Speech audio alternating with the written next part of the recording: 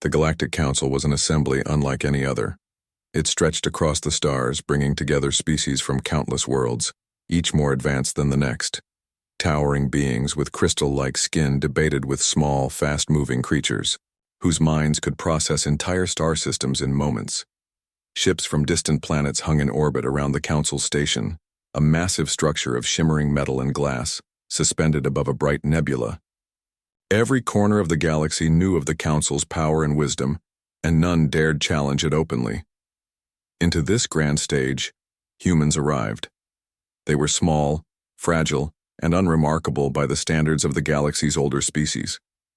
Their technology was modest, their bodies ordinary, but they had something no one else had: boldness, creativity, a stubborn independence that refused to bow to tradition. The first meetings were tense. Other species spoke in careful, measured tones, testing the waters of diplomacy and propriety. Humans, in contrast, were loud, direct, and often impatient. They asked questions that no one wanted to answer, and when they received vague responses, they pushed harder. "Why do you follow this procedure?" asked Captain Leora, a human ambassador, during a debate on interstellar trade regulations. Her voice echoed in the marble chamber, firm and unwavering. "If it wastes resources and slows down progress, why continue it?" The Council fell silent. Elder Threx, a towering being whose voice rumbled like an earthquake, opened his mouth but closed it again. No one was used to being questioned so openly, especially by humans. "They are reckless," whispered a delegate from the planet Vargor. "They speak without understanding the consequences." "They are not reckless," said another from Selith. "They are different, perhaps too different." Despite the whispers, the humans continued to contribute. Where others debated endlessly, they acted. When a humanitarian crisis struck a remote planet on the edge of the nebula cluster, humans were the first to organize aid, sending supplies, medical teams, and engineers to repair the damage.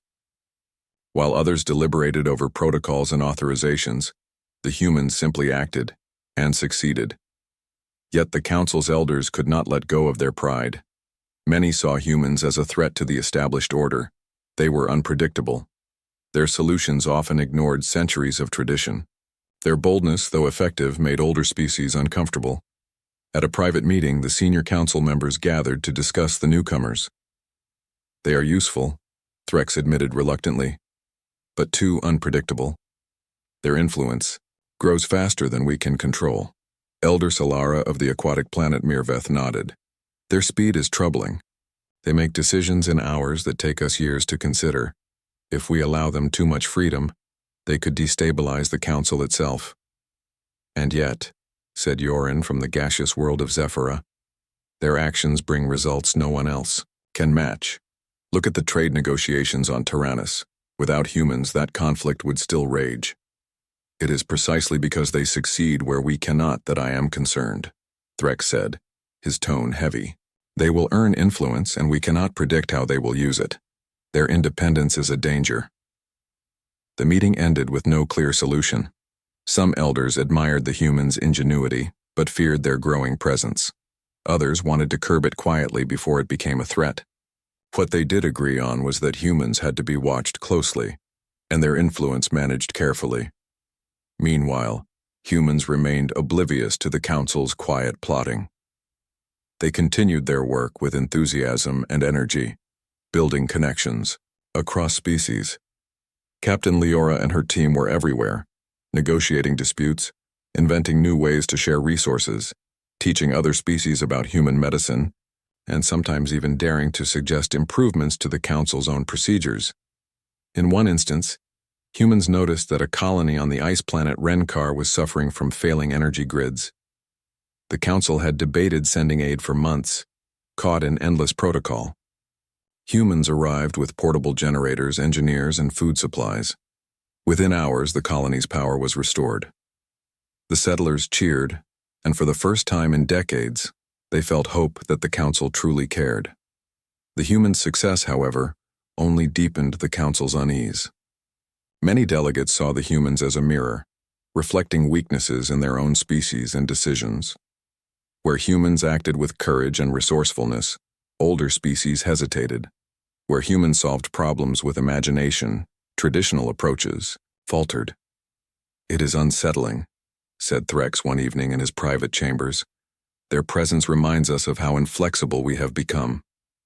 "Perhaps we should remove them from certain councils," Solara suggested cautiously. "Let them solve problems on the fringes of space, but keep them away from core decisions. Their influence should not grow too strong." "Agreed," Yoren said. "We cannot banish them outright, but we can manage them, limit their reach, and quietly remind them that the Council's ways are not to be challenged." Unknown to the humans, the decision to limit their influence was already in motion. Protocols would be tightened, invitations reduced, and their contributions scrutinized. The Council intended to maintain the humans' presence just enough to benefit from their work, while keeping their unpredictable nature under control. Humans noticed subtle signs. Messages took longer to arrive. Invitations to important meetings dwindled. Decisions they once participated in were now made without their input. Some human leaders felt the sting of exclusion, but they continued their work without protest. Captain Leora reflected on the changes quietly. "We came here to help," she said to her team. "If they choose to ignore us, it will not stop us from doing what is right." Her words carried a weight that resonated with every human present. They understood that their value was not measured by recognition or acceptance. It was measured by action, and humans, as always, acted. In the weeks that followed, humans increased their efforts on remote worlds, helping communities neglected by the Council's bureaucracy. Their reputation grew, not through speeches or votes, but through deeds. Yet every success was met with quiet resentment by the Council. Delegates whispered that humans were overstepping their place, that their boldness threatened the careful balance of power. It was not only their courage that troubled the Council, but their ability to unite others. Humans had a talent for inspiring cooperation across species lines. Where the Council saw borders, species differences, and hierarchy, humans saw potential allies and friends. They encouraged collaboration, often forcing older species to work together when they preferred to remain divided. This ability to unite and act alarmed the Council more than anything else. They realized that humans, if left unchecked, could change the very structure of the Council. Traditionalists feared that the galaxy might start to respect humans more than the established order, a thought that filled them with unease. One evening, as a pale blue star set behind the Council's central station, Threx sat alone in his chamber, gazing out at the swirling nebula. "We welcomed them," he muttered, "and they have grown too strong, too influential. Their courage, their independence. It frightens me." Solara's words from an earlier meeting echoed in his mind. "Perhaps we should remind them that we are the Council, and not the other way around." But even as he considered this, he could not ignore the humans' undeniable achievements. They had saved colonies, negotiated peace, and inspired cooperation across the galaxy. The Council needed them, but feared them even more. And so a quiet tension settled across the stars. Humans continued to act boldly, unaware of the Council's private deliberations. They helped, built, and inspired, while the Council watched and whispered, debating whether the galaxy would be better with humans or without them. In this quiet clash of pride and courage, the stage was set. The humans' boldness had made them indispensable, yet simultaneously a threat. The Council, blinded by tradition and suspicion, could not yet see the consequences of their actions. And humans, ever unaware of the danger, simply did what humans always did. Acted with hope, with courage, and with a quiet determination to make the galaxy a better place, one deed at a time. Little did either side know, the first seeds of conflict were already planted. The decisions made in secret by the Council would soon ripple across star systems, testing the patience, courage, and wisdom of every species. And humans, as always, would face the challenge not with anger or complaint, but with a silent, unstoppable resolve that would change the galaxy in ways no one could yet imagine. The Council had made its decision. While humans continued their work across the galaxy with unwavering energy, whispers and private meetings among the senior delegates grew more urgent. They saw the humans' success, their ability to unite multiple species, their daring solutions, and they feared the inevitable shift in influence. "It is not enough to simply watch them," Threx said, towering over the chamber table. His voice, deep and resonant, shook the polished floor. "Their reach grows with every action, and soon the Council may find itself answering to them rather than guiding them." Solara, the elder from Mirveth, moved her fluid-like arms thoughtfully. "We cannot ban them openly. That would cause chaos across the colonies. But we can limit their access, control their participation, and quietly remove them from critical decisions. They will continue to help, yet their influence will be constrained." Yoren of Zephora, always cautious, nodded. "Yes, we will appear fair, even generous. We cannot afford the galaxy to see us as unfair rulers. Let them continue their work on the fringes, where their boldness will not threaten the Council's authority." Thus a subtle plan formed. Humans would be slowly pushed aside, their ideas monitored, their presence regulated. The Council assumed it was a minor action, an administrative adjustment, but they underestimated the human capacity for perception and response. Humans noticed the first signs almost immediately. Invitations to the Council's strategic meetings were delayed or shortened. Messages that once arrived in minutes now took hours, or sometimes days. Suggestions that were previously acknowledged with polite debate were now met with silence. Even when humans acted to help on a planetary crisis, approvals were slow, supplies restricted, and support minimal. Captain Leora was the first to recognize the pattern. She convened her team in the human embassy, a compact but efficient station orbiting a neutral star. "They are excluding us," she said simply. "It is subtle, but intentional. We are being sidelined." Her colleagues exchanged worried glances. "Should we protest?" asked Lieutenant Rami, a sharp-minded engineer. "Send a message to the Council, demand our rightful place?" Leora shook her head. "No. Arguing with them will achieve nothing. Humans have always acted, not waited for permission. If they want to sideline us, they will see how little it matters. We will continue helping, but on our own terms." And so, humans adapted. They began operating outside the Council's immediate supervision, focusing on distant worlds, neglected colonies, and planets with urgent crises that other species ignored. Meanwhile, the Council assumed it was successfully sending a message. Humans would feel the sting of exclusion, perhaps even retreat quietly. But humans did not retreat. They did not complain. They continued to work, and in doing so, they quietly gained admiration across the stars, from those who saw results rather than protocols, from settlers who finally received aid, and even from some minor delegates who began questioning the Council's strict methods. The first major test came on a mining colony in the outer systems. A sudden seismic event threatened to collapse the main facility, trapping hundreds of miners beneath tons of rock. The Council debated the proper response for weeks. Protocols dictated a series of approvals, safety reviews, and delegation committees. Humans acted immediately. Leora's team arrived within hours, bringing emergency drills, engineering drones, and medical personnel. They stabilized the facility, evacuated the trapped miners, and repaired the main shaft using methods unfamiliar to the alien engineers. By the time the Council could issue an official directive, the crisis was already resolved.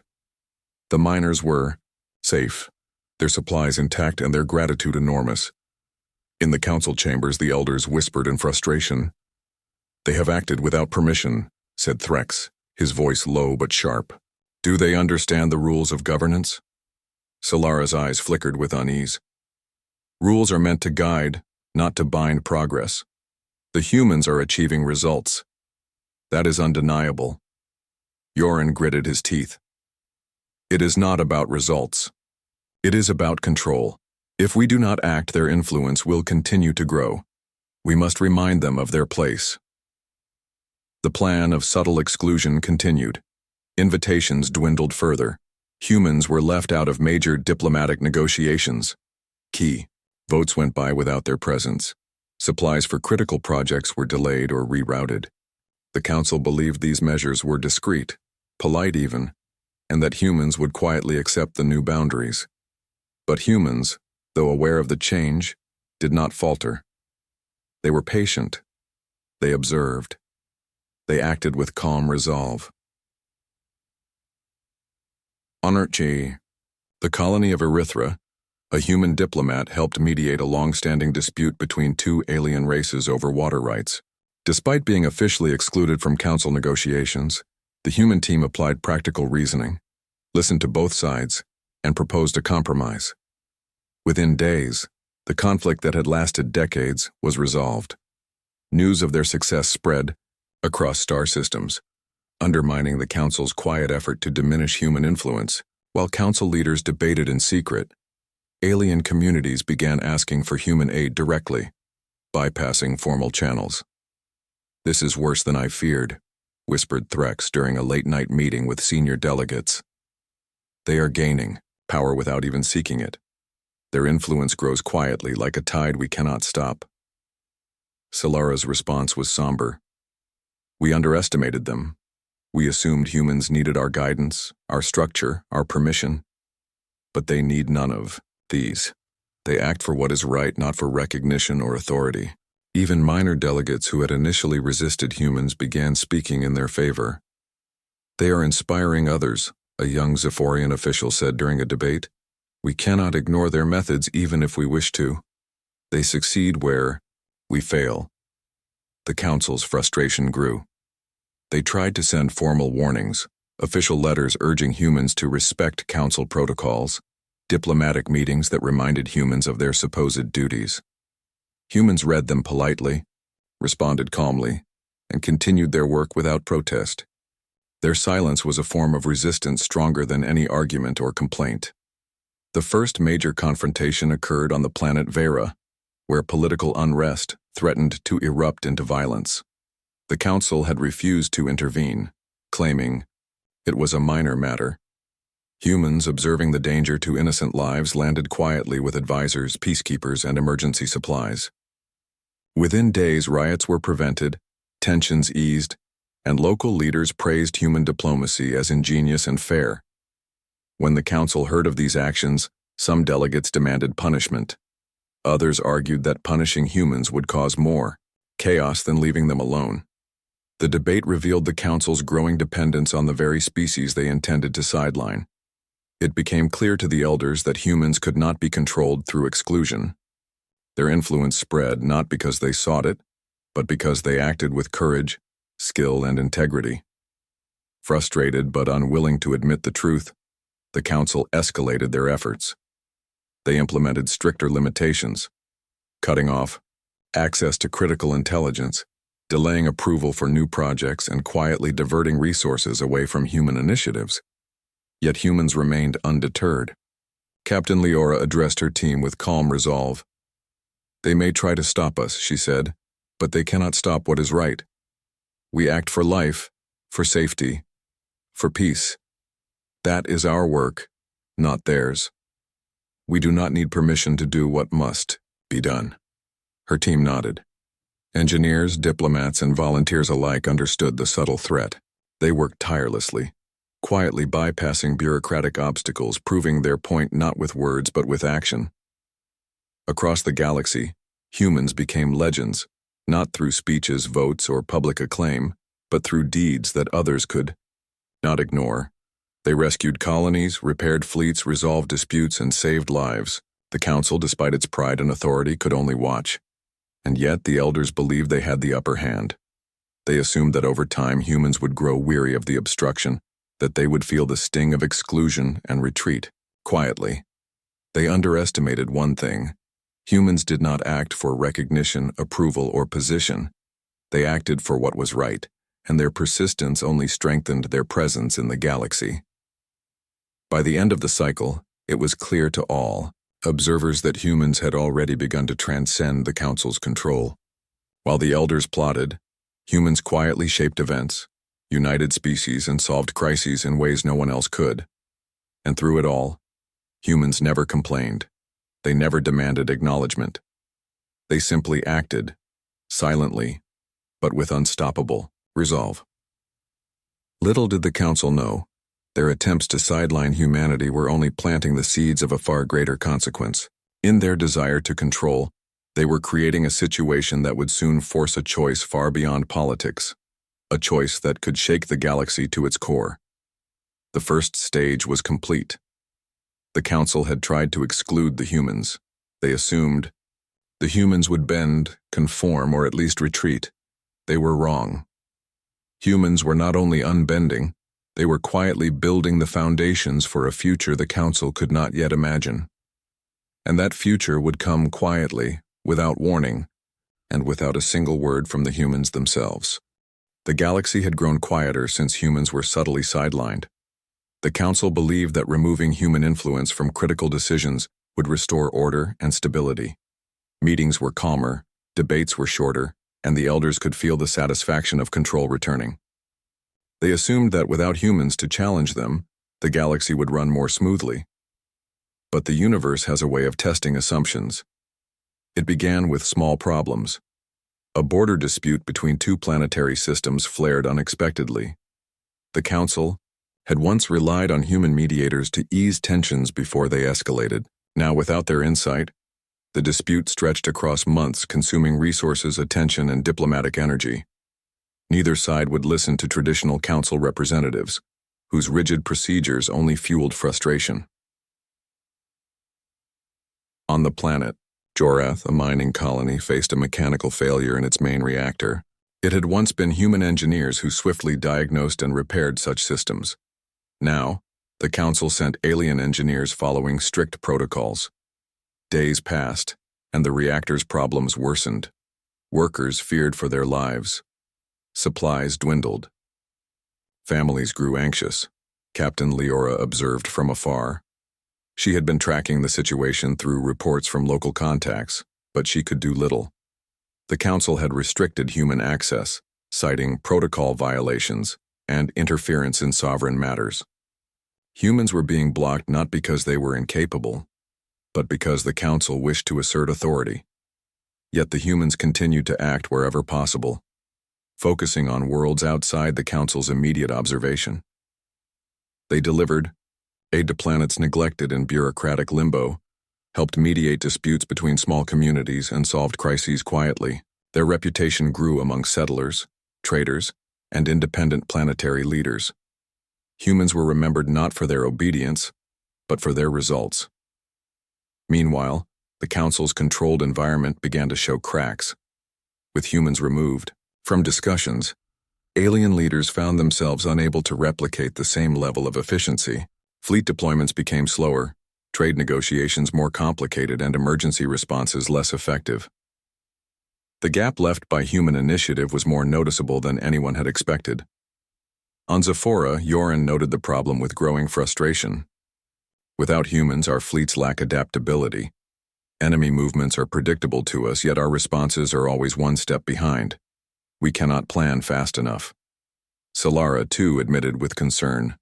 They had a unique way of combining logic with intuition. Our calculations alone cannot replace that instinct. We assumed humans needed the Council's guidance. In truth, we needed theirs.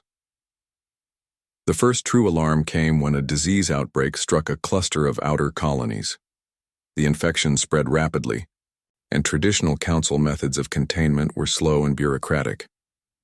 Hospitals were overwhelmed, supplies misallocated, and panic set in.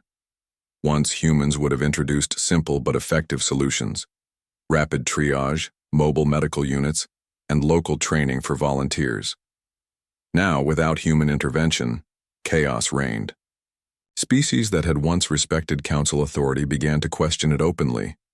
Some leaders pleaded for human assistance directly, bypassing formal channels, but the Council hesitated, unwilling to admit they had sidelined the very species capable of solving the crisis.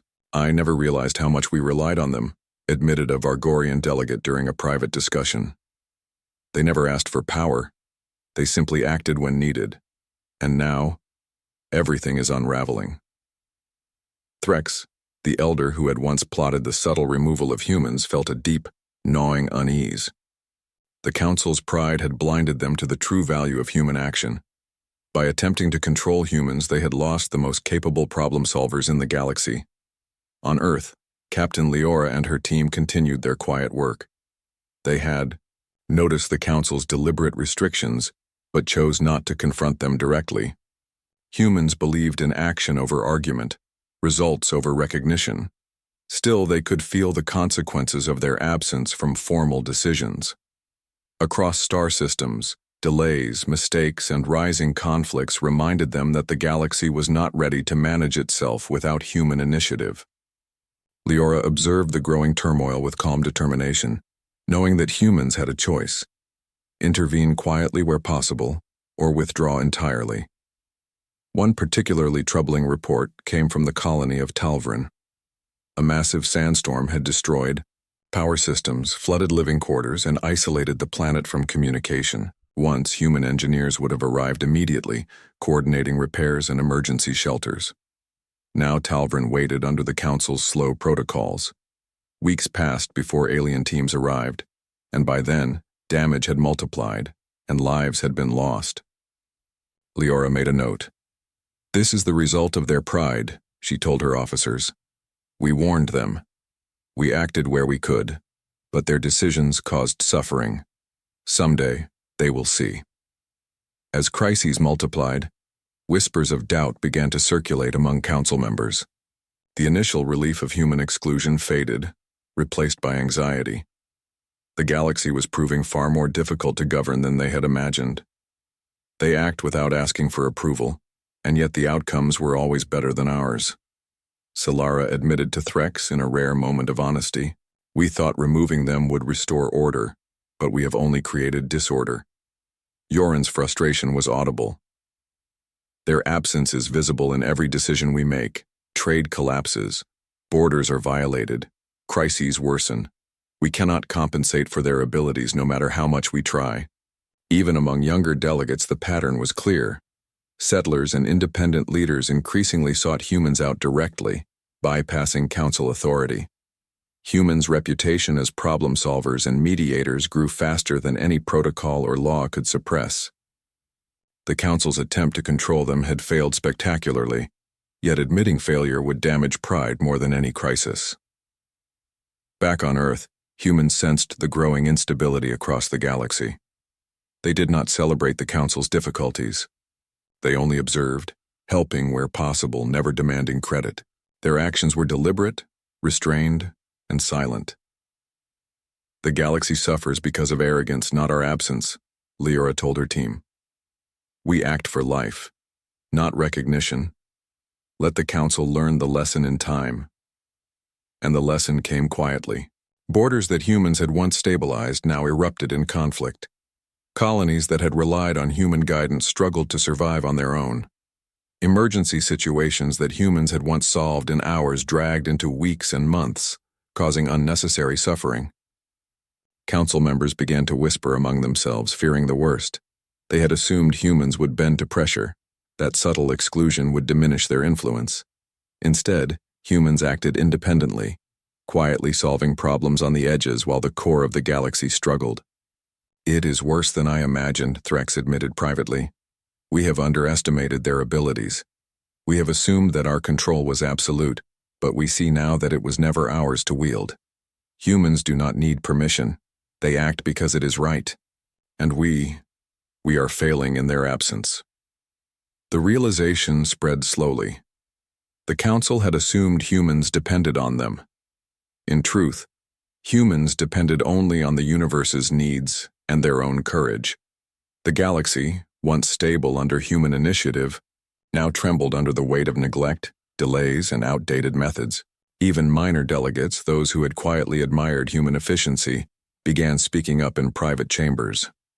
"We cannot ignore what humans achieved," said a young Silithian envoy. "Their methods are more effective than ours. They unite species in ways the Council never could. Without them, we flounder." But the elders' pride still held them back from openly acknowledging failure. Instead, they debated, argued, and delayed, hoping that human influence might somehow fade from memory. Yet with every passing day, the consequences of exclusion became more apparent, and humans watched quietly. They continued to act where possible, always with efficiency, always with courage, and always without complaint. They did not seek recognition or authority. Their work was not political, it was moral. As the galaxy faced mounting crises, the Council began to understand, perhaps for the first time, the true extent of human contribution. Their absence had created gaps no other species could fill. Their methods, their intuition, their courage, and their ability to inspire cooperation were irreplaceable. Yet the humans themselves remained distant, operating quietly on worlds that had little to no interaction with the Council. They were present in action, but absent in politics. Their silence was deliberate, but it carried a weight heavier than any reprimand or argument could. The first cracks of regret had begun. A galaxy once confident in its stability now trembled under the consequences of its pride. Leaders whispered to one another in secret meetings. The humans they had underestimated, excluded, and controlled were not gone. They were simply absent from the wrong places. And with every passing day, the Council could feel the growing truth. Humanity's removal from the decision-making core had consequences far deeper than they had ever imagined. The quiet aftermath had begun. The galaxy was unraveling, and humans, as always, were watching, waiting, and acting only where it mattered. Without a word, without complaint, and without hesitation. Little did the Council know, this was only the beginning. The absence of humans would soon force choices, reveal weaknesses. The galaxy had entered a new era of tension. Borders that humans had once stabilized now teetered on the brink of war. Trade routes fell into chaos as pirate attacks grew bolder. Disease and famine spread in neglected systems, and the Council's procedures, once thought infallible, seemed slow, rigid, and ineffective. It was during this fragile period that the greatest threat the galaxy had seen in centuries appeared. A massive fleet, unknown in origin and overwhelming in power, entered. From the outer rim, ships larger than entire colonies glided silently through space, cutting off supply routes and intimidating even the bravest of commanders. The aliens were organized, relentless, and far stronger than any previous foe. The Council convened in urgent session, their chambers unusually silent. For once, no one spoke boldly. The absence of humans was felt like a cold weight pressing down on every delegate. Threx, normally confident and commanding, paced the chamber floor. "We are not prepared," he admitted for the first time in decades. His deep voice trembled slightly. "We lack the strategies, the speed, and the unity we once relied on. Without humans, we have no one to coordinate effective resistance." Solara's usual calm shimmer faltered. "They were never our subjects, Threx. They acted for what was right, not for us. And now, the consequences of their absence are undeniable." Yoren, whose patience had worn thin over months of escalating crises, slammed his fists on the table. "We thought we could control them. We assumed they would fade quietly if excluded. Instead, we weakened the galaxy while the humans acted in the shadows, unseen and untouched by our authority." The Council tried to respond. Fleets were dispatched and plans drafted. But without human ingenuity, every solution seemed inadequate. Tactical simulations failed, supply chains faltered. Diplomatic efforts to unite species under a common banner floundered in mistrust and outdated methods. On several frontiers, alien commanders attempted to mimic human strategies, but every attempt was flawed. Humans had a unique way of seeing, connections and possibilities of uniting individuals with different strengths and goals. The aliens had calculations, rules, and rigid plans, but no intuition, no courage to act outside established methods. Their fleets moved predictably, and the enemy fleet capitalized on every weakness. Meanwhile, across the galaxy, humans continued their quiet work. Leora and her team monitored crises from afar.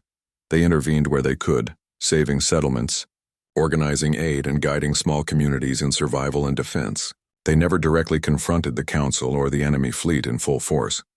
Humans acted only when it was necessary to protect life, not to prove a point. The Council, watching the chaos unfold, began to realize their dependence on humans. Every failure reminded them of the one species they had dismissed. Every setback echoed with human ingenuity absent. The pride that had driven them to exclude humanity now turned into sharp regret. In a private chamber, Threx addressed the senior delegates. His voice was heavy with unspoken remorse. We assumed humans needed our guidance. We assumed their success would fade without approval. But we were wrong. We were blind to the value of a species that acted for the good of all, not for recognition or authority, and now we pay the price. Solara's eyes reflected the faint glow of the nebula beyond the chamber's window. They taught us without asking how to act with courage and integrity, and we, in our pride, dismissed them. We created a galaxy less safe, less united, and more fragile. We forced the lesson of humility too late. The first real casualties came when a border system was overrun by the enemy fleet. Without human-led strategies, defense units were scattered and uncoordinated. Worlds that had once been stable fell into chaos within hours. Leaders who had relied on humans for guidance could only watch as their systems collapsed. Yoren's voice, usually filled with reason, now carried desperation. We cannot continue like this. Without humans, we are failing at every level. The fleet, the colonies, the refugees, all of it is unraveling. And yet they do not answer our messages, not a single response, not a word. Indeed, humans did not respond. From the perspective of the Council, their silence was infuriating. But from the humans' perspective, it was deliberate. They had acted in the past when life was in danger. They had acted quietly where necessary. But they would not intervene, simply because the Council now begged. Humans acted according to principle, not protocol. On Earth, Captain Leora reviewed reports from multiple sectors. Each contained stories of suffering, chaos, and conflict, the direct results of the Council's pride. Her team compiled the data, determined to intervene where it was necessary to save lives. This is their lesson, she said to her officers. The Council assumed they could control us. They assumed we would bend. They assumed the galaxy would be safe without human action. They are learning, but at a cost. Let us save those who can be saved quietly and efficiently without their interference. As the crisis expanded, whispers of regret spread throughout the Council. Leaders began openly acknowledging human absence. They were the glue, admitted one Vargorian elder. They united species, resolved disputes, and acted swiftly when we hesitated. Without them, our borders are weak, our colonies suffer, and our fleets falter. Even the younger delegates who had admired human efficiency now openly feared the consequences. Settlers and independent planetary leaders began asking for human assistance directly, bypassing formal council channels entirely. Humans had become the silent pillars of the galaxy, and without them chaos rose. Desperate, the council attempted to reach humans through formal channels. Messages were sent, pleas written in urgent tones, requests made for intervention. But Leora and her team never replied. They monitored, they acted in emergencies, but they did not answer the calls of authority that had once sought to control them. This is what pride costs, Solara whispered, her tone heavy with shame. We believed we could dictate the value of life, and yet the very species we excluded was the one most capable of saving it. Crises multiplied. Trade routes fell, starvation spread, and conflicts flared unchecked. The Council, for all its power and history, was powerless to respond effectively. Where human teams had once provided guidance, inspiration, and problem-solving, now there were gaps too large to fill. And through it all, humans remained quietly present, working where they could make a real difference. They had acted for decades, with courage, foresight, and ingenuity. But they would not intervene simply to restore the Council's authority. Recognition was not their concern. Lives were. In the Council chambers, leaders could only watch as the consequences of their pride unfolded. Their assumptions, humans would obey, humans would bend, humans needed them, were shattered. The reality was clear. Humans had always acted on principle, not for approval. Their absence from the Council's central authority had created chaos, and the galaxy would feel the effects deeply. The regret was universal. Elder after elder admitted privately that excluding humans had been a mistake. Their methods, their courage, and their ability to unite disparate species could not be replicated by any other civilization. The lessons humans had once taught through action were now being painfully reinforced through absence. Threx's voice broke the silence of the chamber. We have underestimated them at every turn. We sought to control a species that cannot be controlled, and in our arrogance we have endangered the galaxy. Solara, with a heavy sigh, added, They saved us before. They could save us again. But not because we ask, not because we command, only because it is the right thing to do, and that we must accept. The Council's regret was deep and palpable. For decades they had believed themselves the guardians of order and wisdom. Yet in excluding humans they discovered a truth more humbling than any alien threat. The galaxy was stronger when humans acted freely, guided by principle, courage, and intelligence. And now, they were gone from the center of power. The Council could only scramble, react, and hope. Hope that the humans would intervene, not because they were asked, but because life itself demanded it. The galaxy had entered a new era, one of crises, of regret, and of reflection. Leaders would remember the humans, not for their loud words or political skill, but for their courage, ingenuity, and moral clarity. And the humans, as always, watched quietly, intervened when necessary, and remained beyond the Council's control, silent teachers whose absence now taught the hardest lesson of all. The Council chamber was unusually silent. Normally it was filled with debate, arguments, and the chatter of species from across the galaxy.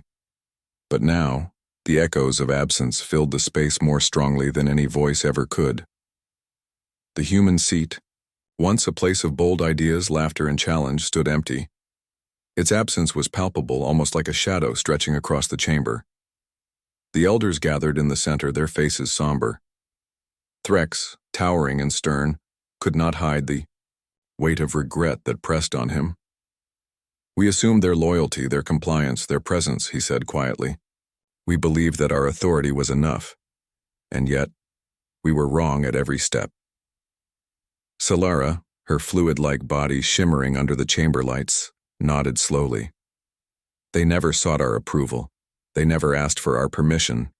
They acted for life, for justice, and for the good of the galaxy. And we, in our arrogance, dismissed them. We turned away the one species whose courage and clarity could guide us. The consequences of their pride had become impossible to ignore. The enemy fleet that had appeared months earlier had been contained only partially, thanks to human teams acting quietly on the peripheries of the galaxy. Settlements had been saved, lives protected, and some conflicts prevented. But the Council had been powerless to lead. Every attempt to unify their fleets and coordinate strategies without humans had failed. Yorin, the usually composed delegate from Zephora, slammed a fist on the table. We have failed in ways we cannot repair. We assumed humans would act according to our rules, but they never did. And now, the galaxy suffers because of our arrogance. The emptiness of the human seat was a constant reminder. It was not just a missing voice or a vacant chair. It represented the absence of vision, courage, and moral clarity. Humans had acted quietly, decisively, and without concern for authority. Their absence was proof that their guidance had been vital, yet unappreciated. Across the galaxy, the effects of human absence were felt daily.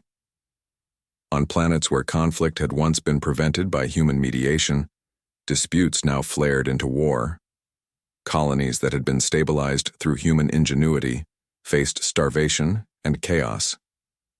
Disease and famine, once efficiently managed, spread faster than the Council could contain. Even the young delegates who had admired human action from the beginning realized too late that humans were the unseen pillars of the galaxy. They could see the results of their absence in every failed plan, every lost fleet, and every life endangered. Private conversations grew desperate. Leaders admitted for the first time what they had long denied. They were not just participants, Solara said in one quiet meeting. They were the glue holding us together. Their courage, their ability to act without hesitation, their unwillingness to follow blindly. All of it was necessary, and we drove them away. Threx's deep voice broke the silence. We assumed we were in control, that we could guide them, limit them, and keep them in place. And yet the galaxy is stronger only when they are free, and weaker when we try to restrain them. That is the lesson we failed to learn in time. Messages were sent to Earth, Mars, and the outer colonies where humans still acted quietly. Formal requests, pleas, and desperate appeals were sent. The Council begged for guidance, for strategy, for leadership. They requested human fleets, human negotiators, human ingenuity, and received nothing, not a single word. Humans had chosen silence. They acted only where life demanded action, and they would not intervene simply because authority demanded it. They had seen the pride and arrogance of the Council, and they chose to act without permission, without acknowledgement, and without personal gain.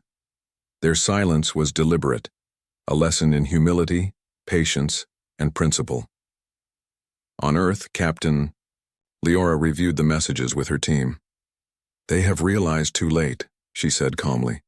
"They thought authority was what mattered. They have finally understood that courage, clarity, and action are far more valuable than power. But this lesson comes at a cost, not for us, but for them." The Council's desperation only grew. Borders collapsed without coordination. Fleets floundered without intuitive strategy. Settlers, dependent on human action in previous decades, suffered from the absence of guidance. The galaxy that had once thrived under human initiative now faced instability, uncertainty, and fear. In one meeting, a young delegate addressed the elders with trembling voice. "We can see it now. Every mistake, every failure, every loss, it was our pride that caused it. Humans did not need us, they never did, and we drove them away." Silara's eyes reflected the weight of decades of decisions. They acted without reward, without recognition, and without expectation, and we, in our arrogance, assumed we were indispensable. That was our greatest mistake. The Council was left with nothing but regret. Their authority could not undo the consequences of their decisions. Every plan they drafted, every fleet they dispatched, every negotiation they attempted was weakened by the absence of the species that had once inspired hope and unity. Across star systems, humans were present, but always distant. They rescued colonies, delivered aid, and saved lives. But they never returned to the Council. They had learned that the respect of others is not commanded, it is earned, and they had been dismissed, excluded, and underestimated. The humans would act for the good of life, but they would not act to restore pride or power to those who had slighted them. The final acknowledgement came during a council-wide session convened to address the enemy fleet. The leaders, exhausted and fearful, gazed at the empty human seat. Threx's voice trembled. "We have lost more than guidance. We have lost trust, unity, and clarity.